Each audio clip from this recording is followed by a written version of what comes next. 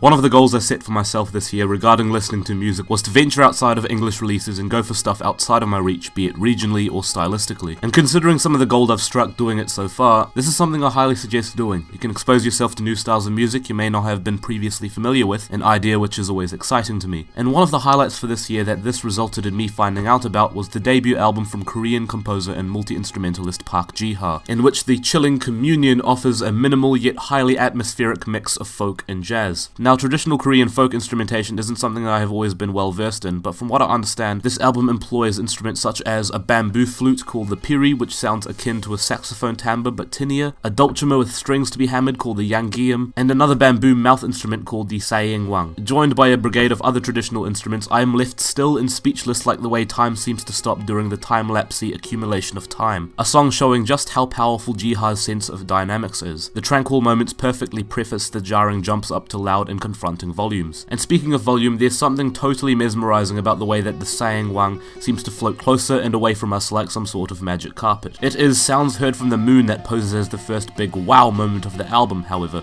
as we are treated to this moment here.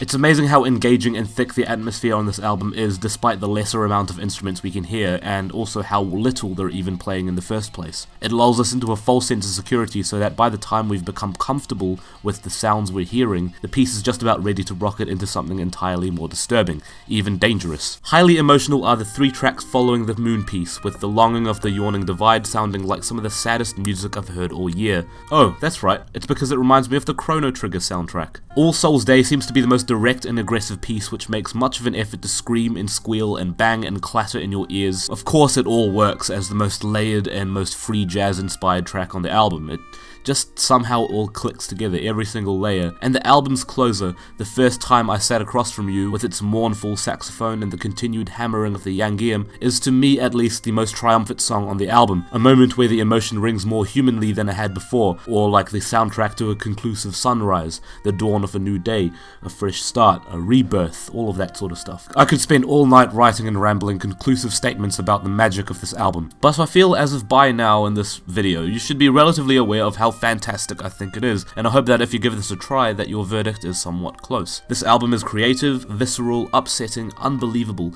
and without hesitation one of the absolute highlights to be heard this year. 8 out of 10.